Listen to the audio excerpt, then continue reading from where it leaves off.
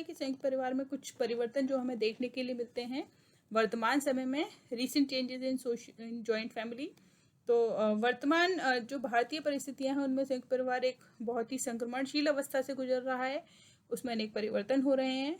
कुछ समाजशास्त्रियों के दृष्टिकोण में यह विघटन की स्थिति में है और कुछ इसे परिवर्तन की संज्ञा देते हैं। आज संयुक्त परिवार की संरचना और कार्य दोनों में परिवर्तन हो रहे हैं, इसलिए हमारे सामने ऐसे सवाल भी आते हैं कि क्या संयुक्त परिवार का अस्तित्व रहेगा या भविष्य में ये बिल्कुल ही विलुप्त हो जाएगा। जिस प्रकार से जो चेंजेस हैं वो चेंजेस हमें होते हुए दिखाई देते हैं कि एक समय पर हमें एक्सटेंडेड फैमिलीज़ मिलती थी, जहाँ पर पूरा का पूरा जो परिवार था वो बहुत लंबा चौड़ा, सदस्यों की संख्या काफ़ी ज़्यादा हुआ करती थी। फिर संयुक्त परिवार हमें दिखाई दिए, एकल परिवार।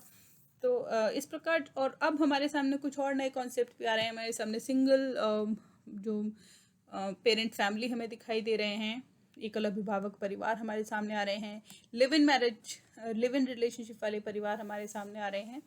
तो इस जो संयुक्त परिवार है उसमें भी हमें कुछ चेंजेस देखने के लिए मिलते हैं और वो इसके जो अस्तित्व है उसको एक चुनौती देते हैं।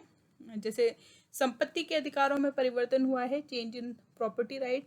संयुक्त परिवार में संपत्ति के अधिकारों में महत्वपूर्ण परिवर्तन हुए हैं, जिसका श्रेय जो कानून व्यवस्था है उनको जाता है। पहले संयुक्त परिवार में संपत्ति पर सदस्यों का व्यक्तिगत अधिकार नहीं था, लेकिन हिंदू उत्तराधिकार अधिनियम 1956 के लागू होने के बाद उन सदस्यों को संपत्ति संबंधी अधिकार दिए गए जो कि संयुक्त परिवार से अलग होना चाहते थे। हिंदू स्त्रियों को संपत्ति पर अधिकार कानून 1937 के द्वारा संयुक्त परिवार में स्त्रियों को भी संपत्ति के अधिकार दिए गए और इसका प्रभाव संयुक्त परिवार के आकार और इसकी स्थिरता पर पड़ता हुआ दिखाई देता है। परंपरागत व्यवसाय के महत्व में कमी दिखाई देती है, decrease in the importance of traditional occupation. पहले संयुक्त परिवार की प्रमुख आधारशिला परंपरागत व्यवसाय थे, परंतु आधुनिकीकरण, नगरीकरण, पश्चिमी जो शिक्षा है या पश्चिमीकरण की प्रक्रिया, इन सभी ने लोगों को व्यवसाय चुनने के समान अवसर दिए। और जब सदस्यों ने यह पाया कि परंपरागत व्यवसाय की तुलना में नवीन व्यवसायों को आर्थिक लाभ और सामाजिक प्रतिष्ठा अधिक है, तो वे परंपरागत पेशों को छोड़ने लगे। संबंधों में परिवर्तन दिखाई देते हैं, चेंज इन रिलेशंस। परिस्थिति और समय के साथ व्यक्ति आत्म केंद्रित हो गए। पहले जिन संबंधों के कारण वह सब कुछ करने को तैयार हो जाता था या एक के लिए सब और सब के लिए एक की भावना पाई जाती थी, वह समाप्त हो गई है। स्त्रियों को समान अधिकार मिल जाने के कारण लैंगिक संबंधों में काफ़ी परिवर्तन आ गया और अब जो पुरुष है वह परिवार का निरंकुश शासक नहीं रह गया। परिवार की धार्मिक प्रवृत्ति का ह्रास दिखाई देता है, डिक्लाइन इन रिलीजियस टेंडेंसी। पहले से परिवार धार्मिक कार्यों को पूरा करना अपना दायित्व समझते थे, सम्मान समझते थे, पर विज्ञान के विकास के साथ और तर्क की प्रधानता मिलने के कारण धर्म के प्रति उदासीनता बढ़ गई। पहले धर्म एक महत्वपूर्ण बंधन था जो एक सदस्य को दूसरे के साथ बांधे रखता था, पर आज यह भी मृतप्राय होने लगा और जो परिवार में धार्मिक विजातीयता बढ़ी, जिसके कारण परिवार के सदस्यों में आज इस संबंध में इतना मतैक्य हमें देखने के लिए नहीं मिलता है। कर्ता की निरंकुशता पर अंकुश दिखाई देता है, चेक ऑन कर्ताज ऑटोक्रेसी। पहले कर्ता के पास आर्थिक, सामाजिक और धार्मिक अधिकार थे जिनके माध्यम से वह अपने सदस्यों को नियंत्रित करता था, परंतु नई शिक्षा, विज्ञान के महत्व, कानून के सहयोग के कारण कर्ता का अब वह पद नहीं रह गया जो पहले था। लोकतांत्रिक विचारों के कारण आज कर्ता अपने निर्णय को दूसरे सदस्यों पर नहीं थोप सकता है। युवा सदस्यों की शक्ति में वृद्धि दिखाई देती है, increase in the power of youth. शिक्षा एवं प्रजातांत्रिक विचारों ने नई पीढ़ी को शक्ति दी। आज इस कारण वे परंपरागत और रूढ़िवादी विचारों को मानने के लिए तैयार नहीं हैं। समय के साथ हमारे जो मूल्य हैं वे बदल चुके हैं। युवा सदस्य नए मूल्यों को अपने परिवार में रखना चाहते हैं। अगर कर्ता युवा सदस्यों पर परंपरागत विचारों को लादना चाहता है तो वे तैयार नहीं होते, जिसके कारण नई और पुरानी पीढ़ी में संघर्ष होता हुआ दिखाई देता है। आकार का ह्रास, संयुक्त परिवार का आकार छोटा हो गया है। इसका कारण यह है कि वर्तमान परिस्थितियों में अधिक सदस्य इच्छा रहने पर भी एक साथ नहीं रह सकते। प्रत्येक व्यक्ति जितना श्रम कर रहा है, जितना कमा रहा है, उतना ही वह उसको भोग करना चाहता है, जो अधिक सदस्यों के साथ रहकर नहीं हो जाता। इसलिए संयुक्त परिवार का आकार छोटा होता जा रहा है। परिवार के महत्व में कमी आई है, डिक्रीजिंग इम्पोर्टेंस ऑफ फैमिली। संयुक्त परिवार के परंपरागत और आर्थिक कार्य दूसरी संस्थाओं ने ले लिए। जैसे पहले उत्पादन का कार्य संयुक्त परिवार करता था, परंतु अब वे कार्य औद्योगिक संस्थानों के द्वारा किए जाते हैं। शिक्षा का कार्य महाविद्यालय के द्वारा, और पहले संयुक्त परिवार से पद मिलता था, पर आज काम तथा योग्यता जो है उसके आधार पर जो पद हम हासिल करते हैं, या धन के आधार पर जो पद हम हासिल करते हैं, वह महत्वपूर्ण हो गया। और सामाजिक गतिशीलता में वृद्धि तथा परंपरागत कार्यों में कमी के कारण परिवार का महत्व कम होता जा रहा है। वहीं स्त्रियों की स्थिति में परिवर्तन, change in the status of women. पहले स्त्रियों तथा बच्चों की स्थिति संयुक्त परिवार में बहुत अधिक अच्छी नहीं थी, लेकिन शिक्षा और अन्य कारणों से, अन्य कानूनी जो संरक्षण इत्यादि प्रदान किए गए, उसके माध्यम से स्त्रियों को समानता और स्वतंत्रता अधिक मिल गई। वे परिवार के बाहर नौकरी करने लगी और आज निश्चित रूप से स्त्रियों की स्थिति में सुधार हुआ है। तो ये हमें कुछ चेंजेस हैं जो हमें जो रीसेंट चेंजेस हैं जो कि हमें जॉइंट फैमिली में होते हुए दिखाई देते हैं। इसके साथ संयुक्त परिवार में परिवर्तन या विघटन के जो कारण हैं उनको जानने की आवश्यकता है। और यह जो परिवर्तन है ये संयुक्त परिवार को उसकी समाप्ति की ओर भी लेकर के जा सकते हैं। इसीलिए ये जो परिवर्तन शब्द है, इस परिवर्तन शब्द के साथ ही जो विघटन है, इस विघटन शब्द का प्रयोग किया गया है। तो इस प्रक्रिया में जो पहला पॉइंट है वह है औद्योगिकरण या इंडस्ट्रियलाइजेशन। औद्योगिकरण की प्रक्रिया ने संयुक्त परिवार को सर्वाधिक रूप से प्रभावित किया है, क्योंकि रोजगार के नए अवसर, न्यू अपॉर्चुनिटीज ऑफ एम्प्लॉयमेंट हमारे सामने उत्पन्न हुई हैं। औद्योगिकरण के कारण तीव्र गति से कारखानों का उदय हुआ, बाजारों का उदय हुआ और नगरीकरण की प्रक्रिया तीव्र हुई, जिसके कारण जो विकास है वो विकास के नए क्षेत्रों से हम परिचित हुए।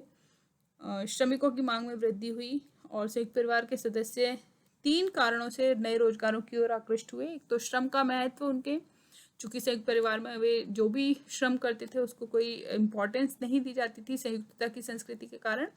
नकद मजदूरी दी जाने लगी औद्योगिकरण के कारण। और तीसरा है आकर्षक सामाजिक पद और स्वतंत्र जीवन। तो संयुक्त परिवार का सदस्य यह सोचता है कि जीवन भर चाहे कितना भी श्रम क्यों ना करे, संयुक्त परिवार में उसे व्यक्तिगत रूप से कोई लाभ नहीं होगा। इसके विपरीत कारखाने में काम करने से उसके श्रम को सार्थकता मिलेगी तथा उसे धन प्राप्त होगा, एक विशेष पद भी प्राप्त होगा और अपनी इच्छा के अनुसार वह अपना जीवन व्यतीत कर सकता है। ये विचार उसे औद्योगिक केंद्रों की ओर आकर्षित करते हैं, जिसके कारण वह पत्नी बच्चों सहित औद्योगिक क्षेत्र में बस जाता है और आवास की समस्या के कारण इच्छा रहने पर भी वह दूसरे सदस्यों को अपने साथ नहीं रख पाता है। व्यक्तिवादी विचारों को प्रोत्साहन इंडस्ट्रियलाइजेशन ने दिया, एनकरेजमेंट टू इंडिविजुअलिस्टिक आइडियाज। औद्योगिक समाज में प्रतिष्ठा का प्रमुख आधार धन या संपदा होती है तथा भौतिक सुख को प्रधानता दी जाती है। व्यक्ति धन तभी कमा सकता है जब वह अपने परिवार के अन्य सदस्यों के प्रति उदार वृत्ति को त्याग दे, और इस प्रकार वह अधिक भौतिक सुख के साधनों को एकत्र करने में और धन के संचय में व्यस्त रहता है और संयुक्त परिवार के प्रति वह उदासीन रहना शुरू कर देता है। आवास की समस्या, प्रॉब्लम ऑफ हाउसिंग। संयुक्त परिवार आकार में बड़ा होता है, कई पीढ़ी के सदस्य एक साथ रहते हैं, इसलिए औद्योगिक क्षेत्रों में जहां अधिक किराए देने पर 2 कमरे मुश्किल से मिलते हैं, वहाँ सभी सदस्यों का एक साथ रहना असंभव सा लगता है। कुटीर उद्योगों का ह्रास दिखाई देता है, डिक्लाइन ऑफ कॉटेज इंडस्ट्रीज। औद्योगिकरण के कारण मशीनों के महत्व में वृद्धि हुई, जिसके फलस्वरूप कुटीर उद्योगों का ह्रास होने लगा, इनका डिक्लाइन शुरू हो गया। और इसका प्रभाव ये हुआ कि जब कुटीर उद्योग बंद होने लगे तो व्यक्ति का महत्व नहीं रहा और वह अपने परिवार या अपने पालन पोषण के लिए औद्योगिक क्षेत्रों में जाने लगा, और इस प्रकार व्यक्तियों का एक बहुत बड़ा भाग नगरों में बस गया और इससे एकाकी परिवारों में वृद्धि हुई। तो इस प्रकार औद्योगिकरण ने नई मान्यताओं और द्वैतिक संबंधों में वृद्धि करके संयुक्त परिवारों को परिवर्तित करने में बहुत महत्वपूर्ण रोल प्ले किया। और बोटोमोर का कहना है कि औद्योगिकरण से संबंधित विभिन्न दशाओं के कारण ही संयुक्त परिवार का विघटन नहीं हुआ, बल्कि संयुक्त परिवार आर्थिक विकास की आवश्यकताओं को पूरा करने में क्योंकि असफल हो गए थे, इसलिए भी उनका विघटन हुआ है। वहीं नगरीकरण और अर्बनाइजेशन, चूँकि औद्योगिकरण ने नगरीकरण को बढ़ावा दिया और नगरीकरण ने संयुक्त परिवार प्रणाली को प्रभावित किया है।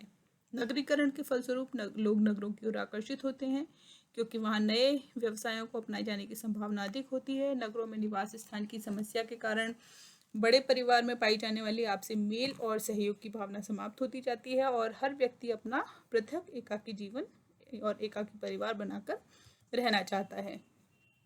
यातायात तथा संचार के साधनों का विकास हमें होता हुआ दिखाई देता है, जिसके कारण गतिशीलता और बाहरी जगत के बारे में जागरूकता में वृद्धि होती है, जिसके फलस्वरूप व्यक्ति संयुक्त परिवार को छोड़कर दूसरी जगह जा सकता है। यातायात व संचार के साधनों के विकास के साथ ही व्यक्ति को अपने संयुक्त परिवार से दूर रहने, दूर दूर नौकरी करने का अवसर मिलता है और ऐसी स्थिति में वह एकाकी परिवार बनाकर जीवन का निर्वाह करने लगता है। पाश्चात्य शिक्षा और संस्कृति और आदर्श अंग्रेजों के एक लंबी अवधि तक शासन करने के कारण उनके विचारों ने भारतीय संस्कृति को बहुत प्रभावित किया और जो पाश्चात्य शिक्षा और आदर्श ने व्यक्तिगत संपत्ति, व्यक्तिगत अधिकार, व्यक्तिगत नेतृत्व, इनको उसने प्रमुखता दी और ये आदर्श संयुक्त परिवार के हमें विरुद्ध दिखाई देते हैं, संयुक्त पारिवारिक संगठन के, और जिसके कारण संयुक्त परिवार के सदस्यों पर पाश्चात्य शिक्षा आदर्शों का प्रभाव पड़ा और सदस्य वैयक्तिक हितों को प्रधानता देने लगे, जिसके फलस्वरूप संयुक्त परिवार का विघटन हमें दिखाई देने लगा। आज के पढ़े लिखे युवक युवतियां संयुक्त परिवार के बंधनों और कर्ता की निरंकुश सत्ता के अधीन रहना पसंद नहीं करते हैं। और इसी श्रृंखला में जो स्त्री शिक्षा, संस्कृति और जो जागरूकता है वह हमें दिखाई देती है। अनेक आंदोलनों के साथ साथ समय के साथ साथ आंदोलन, आर्थिक शैक्षणिक निर्भरता ने स्त्रियों में समानता की चेतना को उत्पन्न किया। अब वे समान अधिकारों की मांग करने लगी। कानूनों ने भी इनको प्रोत्साहित किया और भारत में भी निश्चित रूप से स्त्री शिक्षा और आंदोलन के परिणाम स्वरूप उनकी परंपरागत स्थिति में काफ़ी सुधार हुआ, जिसके कारण उनमें स्वतंत्र विचारों का जन्म हुआ। संयुक्त परिवार का वे विरोध करने लगी और स्त्रियों के द्वारा राजनीतिक अधिकार, नौकरी करने के अधिकार की मांग और स्वीकृति से संयुक्त परिवार में विघटन दिखाई देता है। नवीन आर्थिक संगठन, न्यू इकोनॉमिक ऑर्गेनाइजेशन, अंग्रेजों के आने से पहले भारत के जो गांव थे, एक ग्रामीण परिवेश वाला समाज था भारत, और गांव आत्मनिर्भर थे। कृषि की प्रधानता होने के कारण संयुक्त परिवार प्रणाली का प्रचलन था। सामूहिक जीवन होने के कारण परिवार का महत्व अधिक था। अंग्रेजों ने भारतीय अर्थव्यवस्था में महत्वपूर्ण परिवर्तन किए। जमींदारी प्रथा, मुद्रा का महत्व, व्यापारिक फसल, आवागमन के विकसित साधनों के कारण परिवार के लोग काम की तलाश में घर से बाहर जाने लगे और सामाजिक गतिशीलता में वृद्धि और संयुक्त परिवारों में परिवर्तन दिखाई देने लगे। फीलिंग ऑफ इंडिविजुअलिज्म, व्यक्तिवाद की भावना संयुक्त परिवार में परिवर्तन के लिए जिम्मेदार है। नगरीकरण, औद्योगिकरण, पश्चिमी शिक्षा इत्यादि ने व्यक्तिवाद को जन्म दिया, जिसके फलस्वरूप व्यक्ति में स्वार्थ की भावना जागृत हुई और परिवार के अन्य सदस्यों के प्रति उत्तरदायित्व की भावना नहीं रही। सामूहिक जीवन का महत्व कम हो जाने के कारण संयुक्त परिवार को धक्का पहुंचा और परिवार के कार्यों में कमी, decline in the functions of family, संयुक्त परिवार के विघटन का एक कारण है। पहले संयुक्त परिवार के अंतर्गत व्यक्ति से संबंधित समस्त कार्य पूरे किए जाते थे, लेकिन अब जो संयुक्त परिवार है वह न उसकी जो आपूर्ति है वह विद्यालय के द्वारा, अस्पतालों के द्वारा और अन्य अनेक जो संस्थाएं हैं, जो अनेक अन्य जो क्षेत्र हैं उनके द्वारा इन कार्यों को पूरा किया जाने लगा, चाहे वह शिक्षा का है, चाहे मनोरंजन का है, चाहे वह चिकित्सा इत्यादि से संबंधित कार्य है। तो इसके लिए अनेक समितियां, संस्थाएं हो गई और इन्होंने जो संयुक्त परिवार के कार्य थे उन कार्यों में कमी की और संयुक्त परिवार का महत्व इससे हमें कम होता हुआ दिखाई देता है। Increase in population and unemployment, जनसंख्या में वृद्धि तथा बेरोजगारी।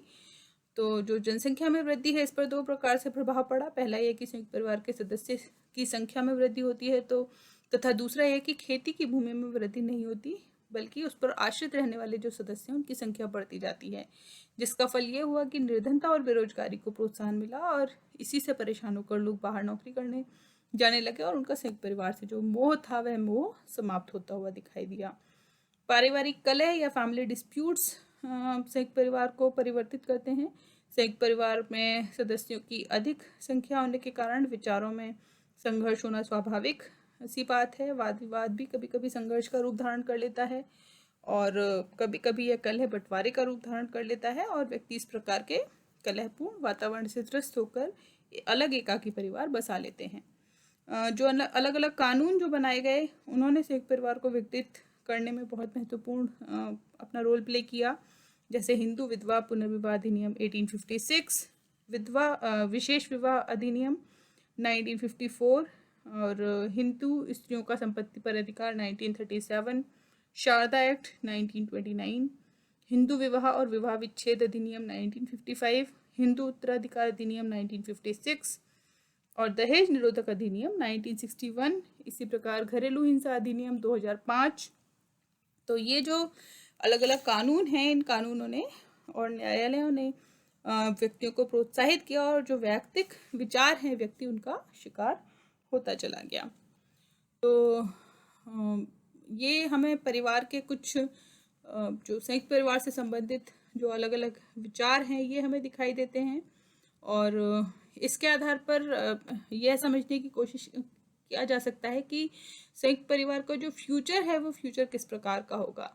तो इसके आधार पर दो मत हैं। एक कहता है कि संयुक्त परिवार विकसित हो रहे हैं और संयुक्त परिवार का जो भविष्य है वह अंधकार में है, जिसका जो मुख्य कारण है वो संयुक्त परिवार में अनेक जो दोष हैं वो उत्पन्न हो गए और वर्तमान परिस्थितियों को देखते हुए ये आवश्यकताओं को पूरा करने में असमर्थ है। तो इस संदर्भ में अनेक जो विद्वान हैं उन विद्वानों ने भी अपने विचार दिए और जो संयुक्त परिवार में हम देख रहे हैं कि जो पृथक गृहस्थी बनाने की प्रवृत्ति निरंतर बढ़ती जा रही है और भारत में संयुक्त परिवारों की संख्या बिल्कुल कम होती जा रही है। वहीं जो दूसरा मत है वह इस विचार के बिल्कुल विपरीत है, जिसमें IP देसाई, KM कापड़िया, इरावती कर्वे का विचार है और ये कहते हैं कि संयुक्त परिवार का भविष्य अंधकार में नहीं है। कापड़िया का कहना है कि हिंदू भावनाएं आज भी संयुक्त परिवार के पक्ष में हैं और इन समाजशास्त्रियों का ये भी कहना है कि दरअसल संयुक्त परिवार में परिवर्तन हो रहे हैं और जब संस्थाओं में परिवर्तन हो रहे होते हैं तो संयुक्त परिवार में परिवर्तन क्यों नहीं होंगे। अन्य संस्थाएं भी परिवर्तित हो रही हैं तो साथ ही संयुक्त परिवार भी बदल रहे हैं।